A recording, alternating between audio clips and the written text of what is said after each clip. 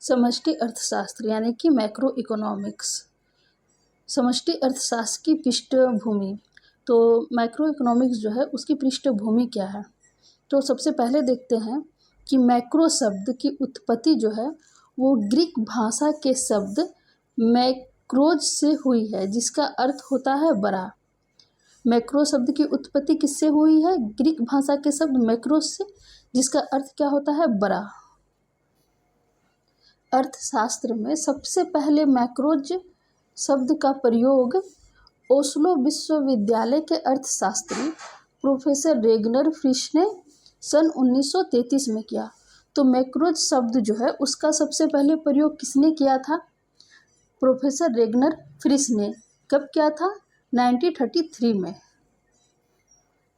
जहाँ तक आर्थिक समस्याओं के अध्ययन की विधि के रूप में मैक्रो शब्द के प्रयोग का प्रश्न है, तो इसका इतिहास जो है वो काफ़ी पुराना है।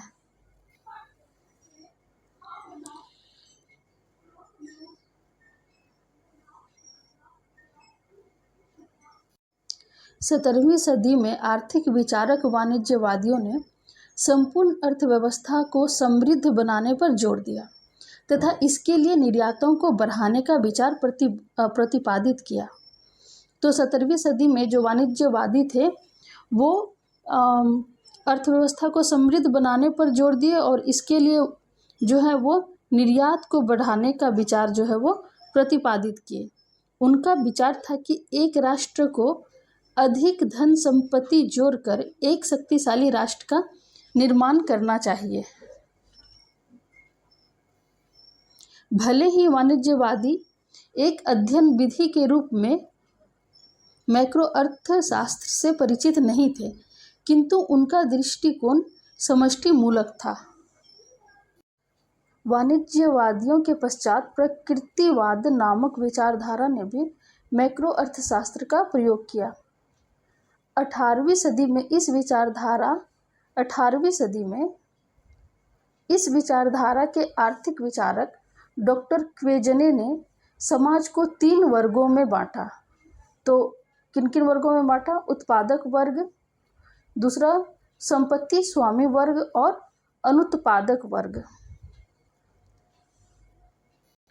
में बांटकर धन के परिभ्रमण का सिद्धांत प्रस्तुत किया, जिसे एक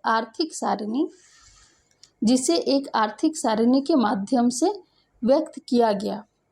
इस प्रकार संपूर्ण अर्थव्यवस्था में धन का वितरण समष्टिगत अर्थशास्त्र की विषय वस्तु है। प्रसिद्ध अर्थशास्त्री माल्थस ने जनसंख्या सिद्धांत प्रस्तुत किया। ठीक है, माल्थस ने जनसंख्या सिद्धांत प्रस्तुत कर एक समष्टिवादी विचारधारा प्रस्तुत की। समाजवादी विचारक सिसमांडी और कार्ल मार्क्स ने भी पूंजीवादी की आलोचना कर पूरी अर्थव्यवस्था में धन के वितरण में समानता के प्रश्न पर बल दिया। तो कार्ल मार्क्स और सिसमांडी जो है वो पूंजीवादी की आलोचना किया और अर्थशास्त्र में धन के वितरण में समानता के प्रश्न पर बल दिया। माल्थस को तो मैक्रो अर्थशास्त्र का अग्रदूत कहा जा सकता है, जिन्होंने सामान्य अत्युत्पादक का सिद्धांत प्रस्तुत किया, जो आगे चलकर केन्सियन विचारों की आधारशिला बना।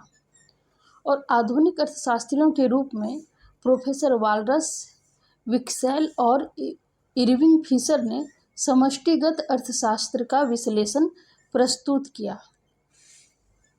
उसी प्रकार 9 प्रतिष्ठित अर्थशास्त्री मार्शल, पिगू, हेयक, हार्ट्रे और रॉबर्टसन जैसे अन्य अर्थशास्त्रियों ने भी प्रथम विश्व युद्ध के पश्चात मुद्रा तथा सामान्य कीमतों एवं व्यापार चक्र के सिद्धांतों के माध्यम से मैक्रो दृष्टिकोण को प्रस्तुत किया। मैक्रो अर्थशास्त्र को विकसित करने का वास्तविक श्रेय प्रोफेसर J.M. किन्स को है, जिन्होंने विश्वव्यापी मंदी के पश्चात अपनी विख्यात पुस्तक general theory of employment, interest and money में आय, उत्पादन और रोजगार के संबंध में समष्टिगत आर्थिक विचार प्रस्तुत किए।